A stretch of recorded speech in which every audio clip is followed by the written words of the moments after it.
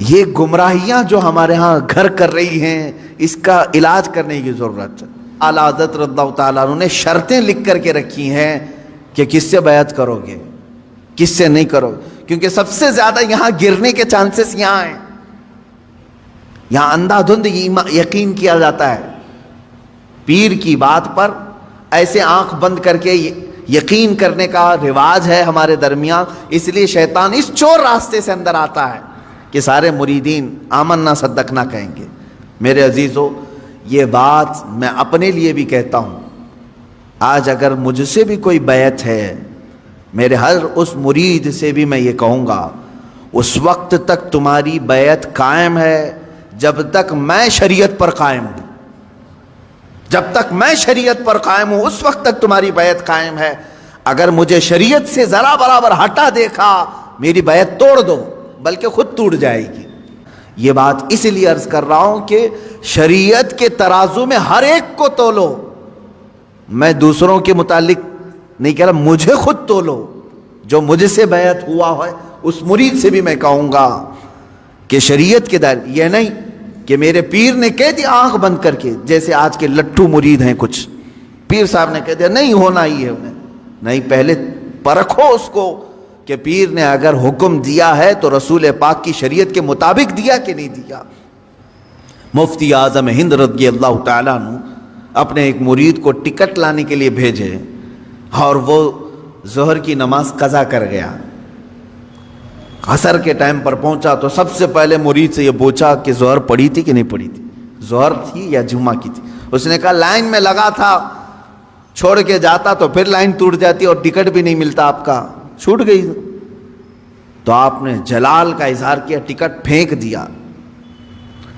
یہ پیر و مرشد ہے۔ اور مرید سے یہ کہا تو نے اتنا بڑا گناہ کیا کہ میری فرما برداری کرنے کی غرض سے اللہ کی نافرمانی کر گیا۔ یہ ہوتا ہے پیر۔ ہمیشہ یہ یاد رکھنا کہ پیر کی حکم بجاوری کے غرض سے کہیں ایسا نہ ہو جائے کہ اللہ کی نافرمانی ہو جائے۔ نمبر 1 سب سے پہلا ہمیں جو پرائیورٹی دینی ہے وہ رب ذوالجلال کی ذات ہے۔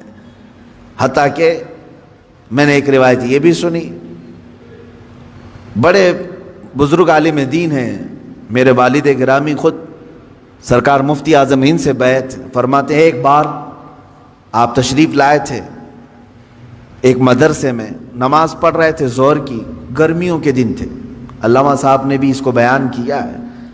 فرماتے ہیں کہ پیچھے وہ پنکھا لے کر کے جل رہے تھے، گرمی ہو رہی ہے، نماز پڑھ رہے تھے۔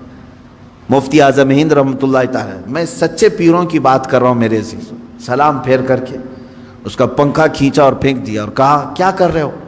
کہا حضور گرمی سے پسینے میں آپ شرابور ہیں، میں ہوا کر رہا تھا۔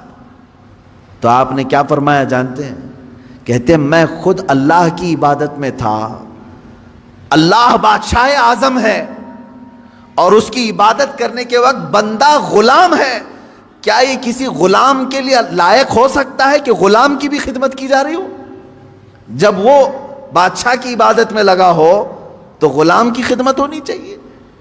یہ فرسٹ پرائیورٹی اللہ رب العزت کی ذات کو دینے کا تصور ہم نے سچے پیروں سے سیکھا ہے۔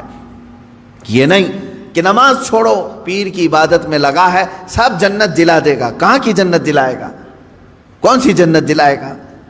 بہت سارے پیروں نے اپنے مریدوں کی نمازوں کو برباد کر رکھا ہے، کہا نہیں تمہیں کیا ضرورت ہے، میں سب بخشوا دوں گا، سب بخشوا دوں گا۔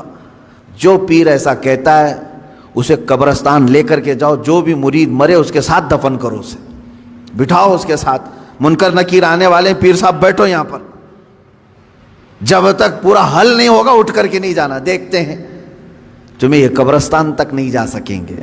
حشر کے معاملات بہت سخت ہیں، جہاں نوح علیہ السلام ڈر رہے ہیں، موسیٰ علیہ السلام ڈر رہے ہیں قیامت کے دن، پیر صاحب کہتے ہیں میں بخشوا دوں گا، اور یہاں صبح سے شام تک عورتوں کی بھیڑ میں بیٹھا ہوا پیر وہ کہتا ہے میں سب کی بخشش کروا دوں گا۔ عورتوں ہاں مرید کرنا جائز ہے عورتوں کے لیے، لیکن مصافحہ، بدن دبانا، مالش کروانا، یہ چیز ہرگز ہرگز شریعت کی اجازت نہیں دی جاتی. ایسے سارے لوگوں کی میں تردید کرتا رہوں گا، اس لیے کہ اپنی قوم پہچانے. تم اپنے جسم کے علاج کے لیے جو ڈاکٹر ڈھونڈتے ہو، اچھے سے اچھا ڈاکٹر ڈھونڈتے ہو، MBBS چاہیے، MD چاہیے، اور اپنی روح کے علاج کے لیے جھولا چھاپ جس کی کوئی شریعت میں علم بھی نہیں، ایسے پیر کو ڈھونڈ لیتے ہو جو تمہاری طبیعت اور تمہارے روح کا علاج کرے گا. وہ کیا علاج کرے گا؟ وہ خود بیمار آدمی ہے بیچارہ، روحانی بیمار ہے. ہاں، جو روح کا بادشاہ ہوتا ہے تم اس کو دیکھو گے کہ وہ نمازوں کے لیے دوڑ رہا ہوتا ہے، اپنے مریدین سے کہتا ہے تنبیہ کے ساتھ، کچھ بھی چھوٹے لیکن اللہ کی عبادت تم سے نہ چھوٹے. وہ پیر صحیح ہے جو تمہیں رب تعالیٰ تک جوڑ دے، یہ نہیں کہ تمہیں اپنی دکان تک جوڑ دے. یہاں پر سب آتا رہے، سب تم چلتے رہو، سب ٹینشن فری ہو کر کے جیو. کچھ مرید ایسے بھی ہیں، وہ سوچتے ہیں پیر صاحب کے پاس ہم نذرانہ ہدیہ بھیجتے رہیں گے تو ہمارے لیے دعائیں بھی کرتے رہیں گے، ان کا سایہ بنا رہے گا اور ہمارا سب چلتا رہے گا، کچھ بھی بلا نہیں آئے گی، مصیبت نہیں آئے گی. یہ سب جاہلوں کے پیدا کیے ہوئے معاملات ہیں میرے عزیزوں، جاہلوں کے ہیں. صحابہ کرام سے بڑھ کر کے مرید کون تھا؟ میرے آقا صلی اللہ علیہ وسلم سے بڑھ کر کے پیر کون تھا؟ اس کے باوجود رسول کریم صلی اللہ تعالیٰ علیہ وسلم سے صحابہ کرام کے اتنے گہرے تعلق کے باوجود مجھے بتائیں کبھی کسی صحابی کو حضور نے کہا ہو چھوڑ دو نمازیں، میں ہوں نا؟ کسی سے کہا ہو؟ عام صحابہ کی تو بات تو چھوڑیں، حضور نے خود سیدہ کائنات فاطمہ الزہرا رضی اللہ تعالیٰ عنہ سے کہتے ہیں، اے فاطمہ، کیا کہتے ہیں؟ اعملی لا اغنی عنکی شیئا، تو اپنے عمل میں پوری ہو، سارے عمل پوری کرتے رہنا، یہ مت سوچ کر کے بیٹھنا کہ میں تیرے لیے سب کچھ کر دوں گا، میں تیرے لیے سب کچھ کر دوں گا، یہ سوچ کر کے عمل سے دور نہیں ہونا. حضرت فاطمہ کو جب حضور یہ کہہ رہے ہیں تو کون سا پیر ہے جو اپنے مریدوں کو نماز کی چھٹی دے رہا ہے؟ آؤ سب قوالی میں بیٹھو، نماز معاف ہو جائے گی. ہے آؤ یہاں گانے باجے بھنگڑے لگتے رہیں، تمہاری نمازیں جاتی رہیں. معاذ اللہ رب العالمین. ان شیاطین الانس کو سمجھیں جو انسانوں کے شیطان ہیں، انسانوں میں سے آئے ہوئے شیطان ہیں جو در حقیقت اس راستے سے اللہ سے بندوں کو دور کر رہے ہیں.